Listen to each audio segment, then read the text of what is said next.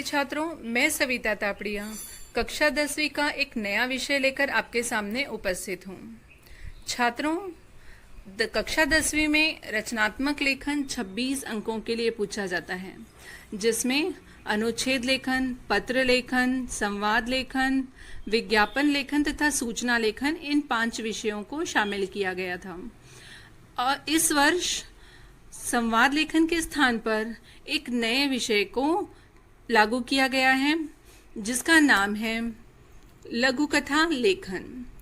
आज हम समझेंगे कि लघु कथा लेखन क्या है और कैसे किया जाना चाहिए। छात्रों, लघु कथा लेखन 5 अंकों के लिए पूछा जाएगा।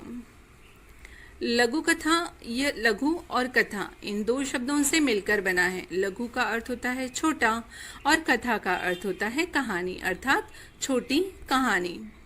छात्रों, पंचतंत्र और हितोपदेश की कहानियां हम सभी ने सुनी हैं। आपने भी अपने बचपन में छोटी छोटी कहानियां अपने बड़ों से सुनी ही होंगी। पंचतंत्र में इस तरह की लघु कथाओं में जीव जंतु, जानवर और पक्षियों के माध्यम से मनुष्य को नीति की शिक्षा देने वाली अनेकों कहानियों का समावेश किया गया है। कछुए और खरगोश की दौड़ वाली कहानी हम सभी ने सुनी है। उसी प्रकार हितोपदेश की कहानियां भी हमारे समाज में प्रचलित है। छात्रों, लघु कथा लेखन की आवश्यकता क्यों महसूस हो रही है? आज इंसान की संवेदना और उसकी समस्याएं कई तरह की हैं। इन समस्याओं और जीवन मूल्यों को केवल लघु कथा के माध्यम से कम शब्दों में कहे जाने की यह विधा आज साहित्य में बहुत प्रचलित विधा बन गई है। छात्रों, इसी कारणवश सीबीएसई बोर्ड द्वारा इसे शामिल किया गया होगा। सीबीएसई के अनुसार लघु कथा लेखन में निम्नलिखित बिंदुओं का समावेश होना आवश्यक है: निरंतरता, कथात्मकता, प्रभावी संवाद अर्थात पात्रानुकूल संवाद होना चाहिए, रचनात्मकता, कल्पनाशीलता का उपयोग होना चाहिए और जिज्ञासा अर्थात रोचकता बनी रहनी चाहिए। इन सभी मुद्दों का समावेश करके लघु कथा लेखन करना सीबीएसई बोर्ड को अपेक्षित है। तो छात्रों, इन्हें विस्तार से समझते हैं। निरंतरता अर्थात लघु कथा में जो घटनाक्रम होगा उसमें निरंतरता होनी चाहिए, मतलब घटना एक के बाद एक सही क्रम में आनी चाहिए। एक के बाद सही क्रम में आने के कारण लघु कथा पढ़ते समय किसी भी तरह का कोई बाधा अगर नहीं होती है तो वह स्पष्ट रूप से समझ में आती है और पाठक को तरफ आकर्षित करती है। छात्रों, अगला मुद्दा है कथात्मकता। कथात्मकता का अर्थ होता है कथा को कहने का तरीका, अर्थात बिना कहानी के कोई भी लघु कथा पाठकों को आकर्षित नहीं कर सकती। आपकी लघु कथा में एक ही कहानी होनी चाहिए और वह कहानी लगातार आगे की तरफ बढ़ती हुई होनी चाहिए। छात्रों, उसी प्रकार से संवाद योजना अर्थात जो संवाद होंगे वे पात्र के अनुकूल होने चाहिए, यानी कि जो वाद विवाद, जो बातचीत, जो भी संवाद योजना उस लघु कथा में हो वह पात्र के अनुकूल हो। अर्थात अगर पात्र किसी ग्रामीण क्षेत्र का है तो उसके संवाद भी उसी के अनुरूप होने चाहिए। अनावश्यक बातों का समावेश लघु कथा में नहीं करना चाहिए, क्योंकि वह उसके आकार को बढ़ा देता है और बढ़ा हुआ आकार प्रभावी नहीं हो पाता। इसीलिए कम से कम संवाद हो और यदि आवश्यकता न हो तो लघु कथा वर्णनात्मक भी हो सकती है, अर्थात बिना संवाद के भी लघु कथा हो सकती है।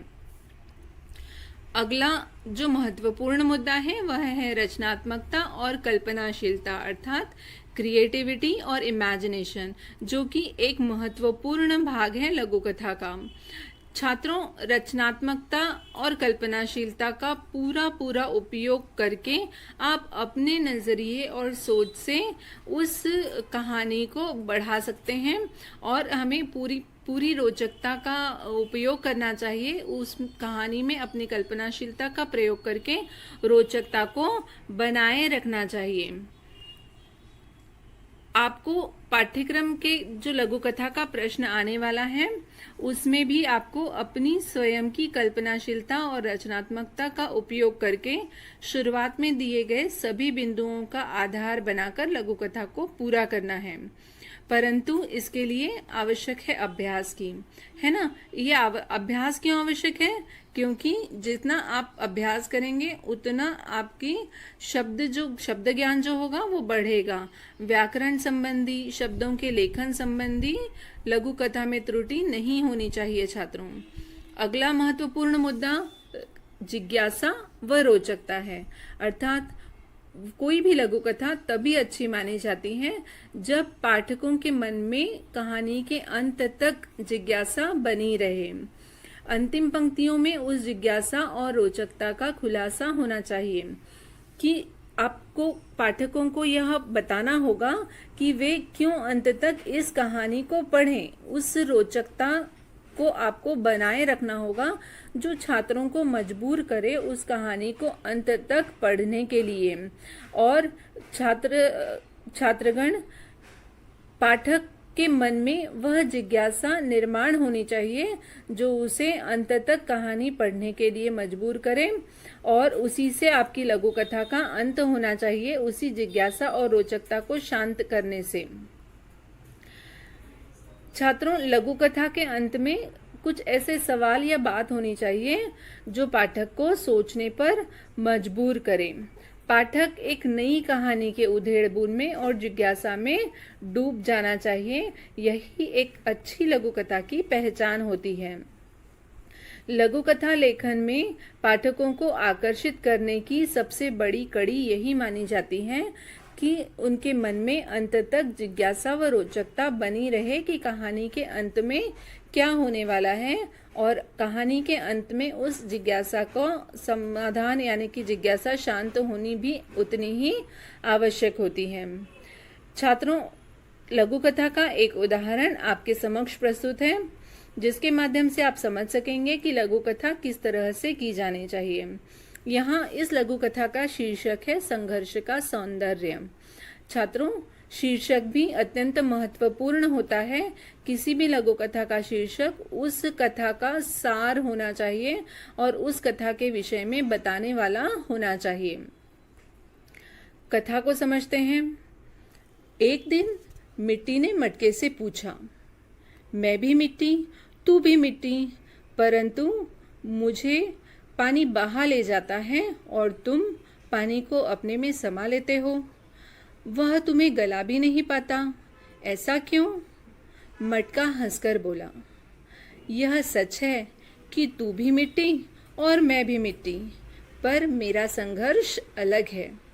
पहले मैं पानी में भीगा, पैरों से गूंथा गया, फिर चाक पर चला कुम्हार के, थापी की चोट, आग की तपन को भी झेला। संघर्ष झेलकर पानी को अपने में रखने की ताकत मैंने पाई है। मंदिर की सीढ़ियों पर जड़े पत्थर ने मूर्ति के पत्थर से पूछा, भाई तू भी पत्थर मैं भी पत्थर, पर लोग तुम्हारी पूजा करते हैं और मुझे पैरों से रौंदते हैं, बिना ध्यान दिए चले जाते हैं, ऐसा क्यों? मूर्ति के पत्थर ने उत्तर दिया, क्या तुम मेरे संघर्ष को जानते हो? मैंने इस शरीर पर कितनी छैनियों के प्रहार सहे हैं, मुझे कई बार घिसा गया है। मार और संघर्ष की पीड़ा को सहकर ही मैं इस रूप में आया हूँ। संघर्षों की भट्टी में तपकर ही जीवन स्वर्ण बनता है। छात्रों, इस कहानी के माध्यम से हमने क्या सीखा? तो पहली बात इस लघु कथा के माध्यम से जो हमने सीखी है वह यह है कि लघु कथा में मिट्टी के मटके बनने और पत्थर की मूर्ति के संघर्ष को बताया गया है। अर्थात यह पूरी तरह से अपने शीर्षक को सार्थक करने वाली कहानी है। यह एक शिक्षाप्रद लघु कथा है। इस लघु कथा में अंत तक रोचकता बनी रहती है। संवाद पात्र के अनुकूल है। जिज्ञासा और कौतूहल जो कहानी में बना रहता है वह अंत में शांत होता है। यह लघु कथा की श्रेणी में आती है और नैतिक शिक्षा देने वाली यह एक उत्तम लघु कथा है। छात्रों, इसी तरह से एक लघु कथा का अभ्यास आपको भी करना है, जिसके प्रस्थान बिंदु आपको यहाँ दिए गए हैं और उस लघु कथा को आपको 100 से 120 शब्दों में लिखना है और उसे शीर्षक भी देना है। एक बूढ़ा किसान था। उसके चारों पुत्र आपस में झगड़ा करते थे। किसान बहुत दुखी था। उसने एक दिन अपने चारों पुत्रों को बुलाया और दुखी मन से कहा, आपस में झगड़ा करना नहीं चाहिए। तुम लोग मिलजुल कर क्यों नहीं रहते? तुम्हें मिलजुल कर रहना चाहिए। पिताजी की बातें सुनकर चारों पुत्र वहां से चले गए, पर लड़ाई झगड़े का सिलसिला जारी रहा। फिर एक दिन उस बूढ़े किसान ने एक उपाय सोचा। छात्रों, इससे आगे की कहानी आपको पूरी करनी है। आगे की संपूर्ण कहानी को रचनात्मकता और कल्पनाशीलता के आधार पर पात्रानुकूल संवाद, निरंतरता, इन सभी मुद्दों को ध्यान में रखते हुए आपको पूरा करना है। छात्रों, उम्मीद है आपको लघु कथा लेखन अच्छे से समझ में आया होगा और दिए गए मुद्दों के आधार पर आप एक सुंदर सी लघु कथा लिखकर हमें भेजेंगे।